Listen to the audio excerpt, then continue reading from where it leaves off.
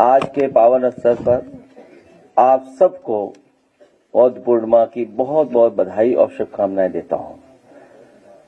बुद्ध पूर्णिमा की बहुत बहुत बधाई, बहुत बहुत शुभकामनाएं।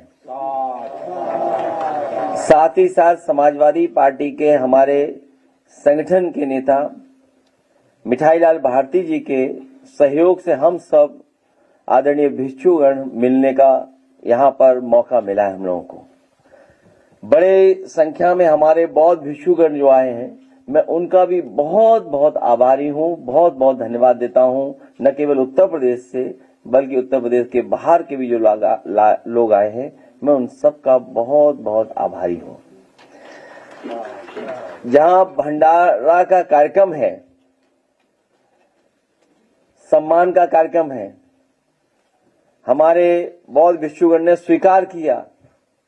जो भंडारा करा रहे हैं, मैं गौतम रावत जी का और दूसरे उनके साथी सन्नी रावत जी का भी बहुत बहुत आभार और बहुत बहुत बधाई आपको। मैं अभी सुन रहा था और बहुत महत्वपूर्ण बातें रखी गईं। भगवान बुद्ध का रास्ता और उनके रास्ते पे चल करके अपने जीवन में खुशहाली लाने का जो आप लोगों ने रास्ता दिखाया, मैं उसका सबका आप सबका धन्यवाद देता हूं, आभार प्रकट करता हूं। जीवन में उतार चढ़ाव, बहुत सारी परेशानियां, दुख, संकट, और किसी का जीवन ऐसा नहीं है जो इन चीजों से भरा ना हो। बहुत सी चीजें पसंद की भी नहीं होती हैं, हम संतुष्ट भी नहीं है बहुत सी चीजों से।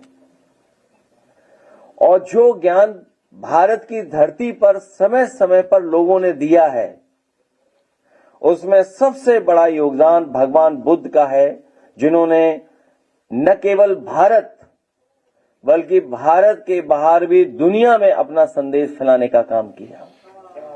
उनका संदेश दुनिया में पहुंचा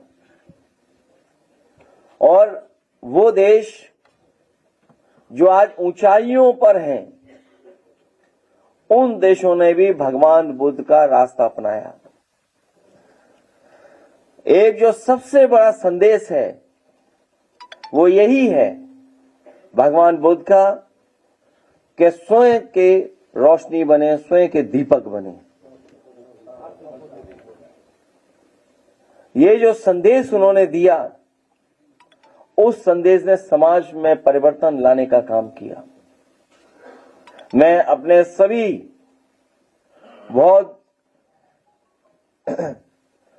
बौद्ध भिक्षुओं से कहूंगा कि इस समय बहुत संकट का समय गुजर रहा है। संविधान और बाबा साहब भीमराव अम्बेडकर जी का दिया हुआ संविधान और लोकतंत्र, उसको लगातार खतरा पैदा कर रही हैं कुछ ताकतें।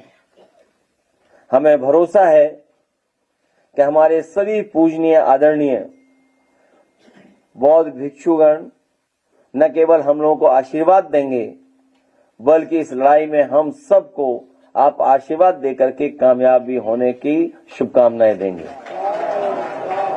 मैं इन्हीं शब्दों के साथ ये भरोसा दिलाता हुआ कि बुद्ध पूर्णिमा के दिन जब हम लोग बैठे हैं, वहीं हम ये आपको भरोसा दिलाते हैं कि चाहे लुम्बिनी की विकास की बात हो, हमारे ज्ञान प्राप्ति जो सारनाथ है, पहले भी हम लोगों ने विकास का रास्ता अपनाया था वहां पर, और चाहे कुशीनगर, अगर हमें इन स्थानों पर विशेष योजनाएं लगा करके उन क्षेत्रों का विकास करना होगा, तो हम आने वाले समय में हम लोग विकास कराएंगे, जिससे कि हमारे बहुजन समाज और भगवान बुद्ध के रास्ते पे चलने वाले लोगों को और दुनिया से जोड़ा जा सके।